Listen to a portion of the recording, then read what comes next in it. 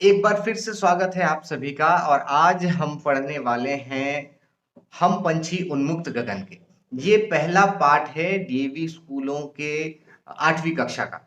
तो ये एक कविता है और ये काफी भावनात्मक कविता है। जिस कविता में पंछियों के बारे में कहा गया है कि पंछी कैसे हैं और उनकी स्वतंत्रता छीन लेने पर उन्हें कैसा अनुभव होता है। कविता लिखने वाले हैं शिवमंगल सिंह सुमन जी। शिवमंगल सिंह सुमन जी के बारे में बताऊं कि उनका जन्म 1915 के आसपास हुआ था और उन्होंने काफी कविताएं लिखी हैं और उनकी कविताएं ज्यादातर भावनात्मक रही हैं। और इन्हीं भावनात्मक कविताओं के वजह से उन्हें काफी पुरस्कार भी मिले हैं, जैसे पद्म भूषण, पद्मश्री और ऐसे काफी पुरस्कार उन्हें अपने समय में मिल चुके हैं। तो आइए कविता का पाठ करें, कविता पढ़ें। डीवी के बच्चे विशेष करके ध्यान देंगे। तो ये पक्षी की भाषा में नहीं, पक्षी की भाषा में तो हम सुन भी नहीं सकते, पढ़ भी नहीं सकते। ये एक पक्षी के तरफ से कविता लिखी गई है कि एक पक्षी के मन में कैसे ख्याल आते हैं। तो पक्षी कहती है कि हम पंछी उन्मुक्त गगन के पिंजरबद्ध न गा पाएंगे, कनक तीलियों से टकराकर पुलकित पंख टूट जाएंगे। तो ये कब की बात है? जब एक पंछी को कैद कर दिया जाता है, पिंजरे में डाल दिया जाता है, तब पंछी कहती है कि हम पंछी उन्मुक्त गगन के, हम मुक्त स्वतंत्र गगन में उड़ने वाले पंछी हैं, हम मुक्त गगन में रहते हैं, पिंजरबद्ध न गा पाएंगे। अब आप गाते कब हैं? आपको पता है आप कब गाते हैं? जब आप प्रसन्न होते हैं, जब आप खुश होते हैं। कभी देखा है कि कोई बहुत दुखी है और वो दुख भरा गाना गाना शुरू कर दे? नहीं, ऐसा नहीं होता। ऐसा फिल्मों में होता है कि भाई हीरोइन छोड़कर चली गई और हीरो ने दुख वाली गाना, मतलब दुख वाला गाना गाना शुरू कर दिया और आंसू बहाना, बारिश में भीग कर, जो भी है वो सब। तो यह सिनेमा में होता है, मूवीज में होता है। वास्तविकता के संग साथ इसका कोई लेना देना नहीं है। फिल्मों में ये कह भी देते हैं कि वास्तविकता के साथ हमारा कोई संबंध नहीं है। तो कह रहा है कि पिंजरबद्ध न गा पाएंगे, तो ये प्रसन्न रहेंगे तब तो गाएंगे। और पिंजरे में डाल देने पर जाहिर सी बात है कि कोई भी प्रसन्न नहीं रह पाएगा। स्वतंत्रता छीन लो तो कोई भी प्रसन्न नहीं रहेगा। कहता है कनक तीलियों से टकराकर पुलकित पंख टूट जाएंगे। कनक का मतलब होता है सोना, और तीलियां मतलब आप समझते हो, तीलियां माचिस की तीली पतली सी होती है, सीख। तो कनक तीलिया, किसको कनक तीलिया कह रहा है? कि वो जो पिंजरे, अगर आपने सोने से बना हुआ पिंजरा भी हमें दे दिया ना तो भी हम खुश नहीं रह पाएंगे। कनक तीलियों, तो सोने से बनी हुई तीलियों और उससे बना हुआ पिंजरा, उससे भी टकराकर पुलकित पंख टूट जाएंगे। पुलकित मतलब खिले हुए पंख। उनके पंख जो फैले हुए, जब फैलेंगे तो फूल, जब फूल खिलता है तो क्या होता है? तो जब कली होता है तो कली वो ऐसा बंद रहता है, और जब वो खिलता है तो क्या होता है? वो फैल जाता है, ऐसे पुलकित होता है वो। तो उसी तरह पंछी, जब पंछी के पंख बंद होते हैं तो कैसा रहता है? ऐसा रहता है पंछी। और जब पंख खुलते हैं तो क्या होता है? वो पंख फैल जाता है। तो पंख फैल जाता है तो पुलकित, जब वो पंख फैलाएंगे तो पुलकित पंख जो है वो क्या होंगे? उस कनक तीलियों से टकराकर टूट जाएंगे। हम बहता जल पीने वाले मर जाएंगे भूखे प्यासे, कहीं भली है कटुक निबोरी कनक कटोरी की मैदा से। तो कह रहा है कि कनक कटोरी मतलब सोने की कटोरी में भी अगर आप हमें मैदा दे दो खाने के लिए, मैदा चने से बनता है, चने को पीस दिया है, मैदा बन गया है। अब वो खाने में भी बड़ा स्वादिष्ट होगा और उसे खाने में कष्ट भी नहीं होगा। इतनी आरामदायक चीज दे दी उसको, किसमें? सोने की कटोरी में। अब बताओ, इतनी महंगी चीज है सोना, सोने की कटोरी में उसको मैदा दिया है खाने के लिए। लेकिन वो कह रहा है कि इससे भी कहीं भली क्या है? हमारी कटुक निबोरी। कटुक मतलब होता है कड़वा और निबोरी मतलब होता है नीम का फल। अब आपको पता होगा नीम का फल एक तो कड़वा है, ऊपर से उसके अंदर जैसे बेर, आपने बेर खाए होंगे, बेर का जो बीज होता है वो कठोर, वैसे वो भी नीम का भी बीज होता है कठोर। तो एक तो कठोर, ऊपर से कड़वा, वो नीम का फल भी हमारे लिए बेहतर होगा। क्यों बेहतर होगा? क्योंकि वो स्वतंत्रता से उसे खाएंगे, मर जाएंगे भूखे प्यासे। हम बहता जल पीने वाले, मतलब हम बहता जल पीने वाले हैं। बहता जल क्यों? क्योंकि बहते जल पर किसी का अधिकार नहीं होता, और हम उन्हें जो जल देंगे, हम उन्हें पीने के लिए जो जल देंगे, उस जल पे किसका अधिकार होगा? वो हमारा जल है, हमने उन्हें ला कर दिया है, तो हम उसके अधिकारी हो गए। हमने उनको जल दे दिया। तो वो कहते हैं कि वो जल हम नहीं पी पाएंगे, हम तो बहता जल पिएंगे जो स्वतंत्र है, जो जल भी स्वतंत्र है, हम भी स्वतंत्र है, जल के ऊपर किसी का अधिकार नहीं है, उसको पिएंगे। तो हम भूखे प्यासे मर जाएंगे ऐसे अगर आप हमें रखेंगे तो। आगे बढ़ते हैं। कहता है स्वर्ण श्रृंखला के बंधन में अपनी गति उड़ान सब भूले, बस सपनों में देख रहे हैं तरु की फुनगी पर के झूले। स्वर्ण श्रृंखला किसको कह रहा है कि ये जो कनक तीलियां पहले बताया, कनक मतलब सोना, स्वर्ण मतलब सोना। अब बताओ सोने की दो मिलते जुलते मतलब समानार्थक शब्द मिल गए आपको सोने से। तो श्रृंखला, श्रृंखला मतलब होता है कतार, कतार लाइन, एक लाइन जो बनी हुई है श्रृंखला। तो स्वर्ण श्रृंखला यहाँ पर किसको कह रहा है? अब देखो पिंजरा देखा होगा आपने, पिंजरा में जो स्पोक्स लगे होते हैं, जो तीलियां लगी होती है, वो एक लाइन बाय लाइन लॉन्गिट्यूड, जैसे आपने लॉन्गिट्यूड देखा होगा ना, ग्लोब के ऊपर लॉन्गिट्यूड जैसे रहता है, वैसे ही एक पिंजरा रहता है, पिंजरे के ऊपर स्वर्ण श्रृंखला, सोने की भी अगर रहे वो, तो श्रृंखला एक के बाद एक लाइन बनी हुई रहती है। तो उसके बंधन में यानी पिंजरे में अपनी गति उड़ान सब भूले, वो पंछी अपनी गति भूल रहे हैं, उड़ान भूल रहे हैं, कैसे वो उड़ते थे। क्योंकि अब जाहिर सी बात है काफी दिनों तक आप अगर हिंदी का कोई पाठ ना पढ़ो तो आप भूल जाते हैं, तो पंछी को इतने दिनों तक अगर उड़ने ना दिया जाए तो वो भी उड़ान भूल जाएगी।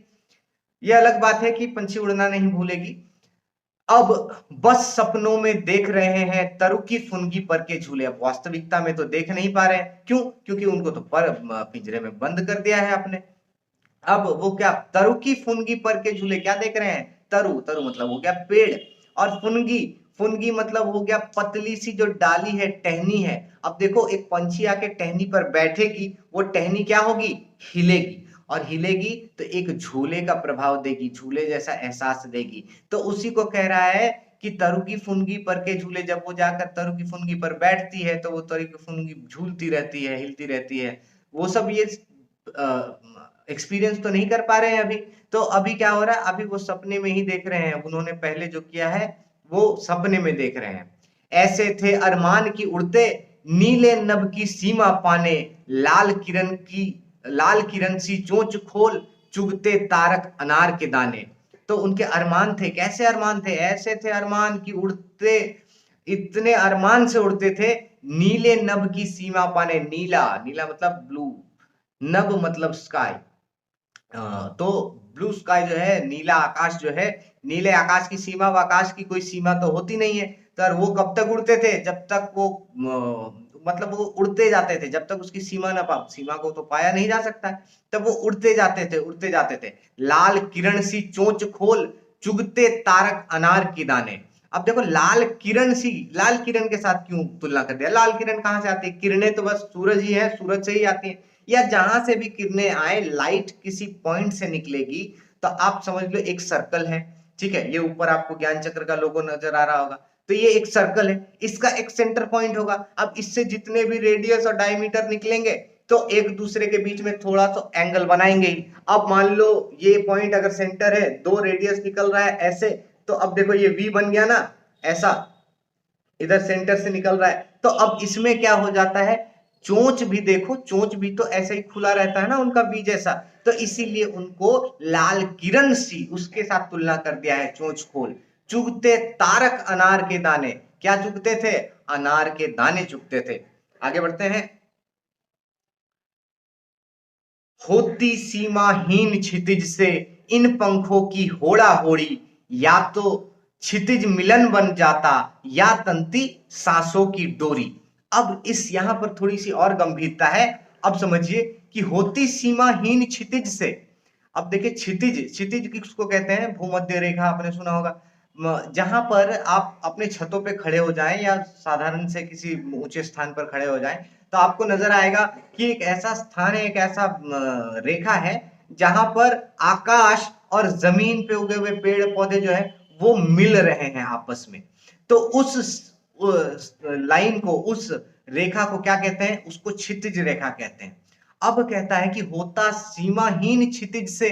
अब वो जो क्षितिज है, आप देखो, आप क्षितिज की तरफ आगे बढ़ते जाओ, क्षितिज भी आगे बढ़ जाएगा। आप पृथ्वी का 2 चक्कर 5 चक्कर लगा लो, आप क्षितिज तक नहीं पहुंच सकते। क्यों? क्षितिज इज एन इमेजिनरी लाइन, वो कोई वास्तविक रेखा नहीं है, वो दूर से दिखने वाली एक रेखा है जहां पर आकाश और जमीन मिल रहे हैं, तो वो सीमाहीन है। तो उस सीमाहीन क्षितिज से इन पंखों की होड़ा होड़ी, यानी ये पंख जो है उससे कंपटीशन लगा लेते थे, उससे जो है चैलेंज लगा लेते थे कि आज तुमको पाके रहेंगे, ठीक है, मतलब वो फिल्मों वाला डायलॉग नहीं है कि तुम्हें पालूंगा। ये पंछियों की एक उमंग है, उनके हृदय की एक आशा है कि उस क्षितिज तक उड़ के जाना है। माइग्रेशन के बारे में सुना होगा आपने कि पंछी ठंडे के समय में, शीत के समय में एक जगह से उड़ के गर्म जगह में चले जाती हैं। तो वो क्यों जाती है? उस क्षितिज की रेखा को देखती हुई जाती हैं, जिस क्षितिज से सूरज उगता उधर जाएंगे हम। तो या तो क्षितिज मिलन बन जाता।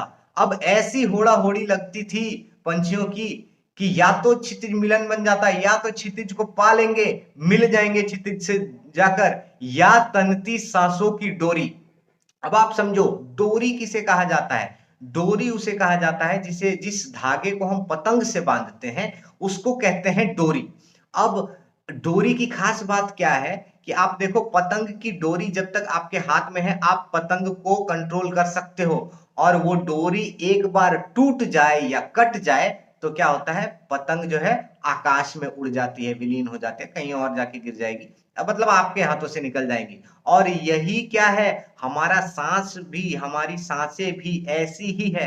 आपकी सांसों की डोर जब तक चल रही है तब तक बढ़िया, और एक बार अगर कट गई तो बस प्राण पखेरु हो जाएंगे। वापस इसको लाना मुश्किल है। एक बार सांसें उखड़ गई, अगर सांसें चली गई, जीवन चला गया, मृत्यु आ गई, तो आप वापस से जीवित नहीं हो सकते।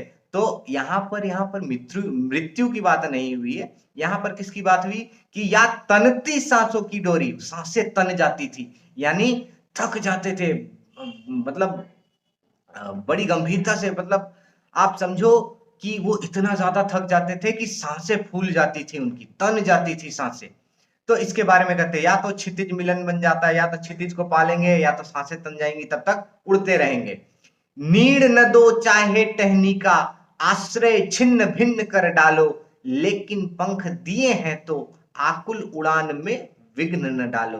कह रहा है कि नीड़ न दो, नीड़ कहते हैं घोंसले को, ठीक है, चिड़िया का जो घोंसला होता है उसे नीड़ कहते हैं। अब नीड़ और नीर में बहुत अंतर है। नीर पानी को कहते हैं, नीड़ घोंसले को कहते हैं। तो नीड़ न दो तुम मेरे लिए, तुम्हें घोंसला बनाने की कोई आवश्यकता नहीं है, चाहे टहनी का। और घोंसला किस चीज से बनता है? टहनियों से ही बनता है, पतली पतली टहनियों से नीड़ बनता है, घोंसला बनता है। तो वो नरम हो जाती है, नरम टहनियों से घोंसला बनाते हैं वो।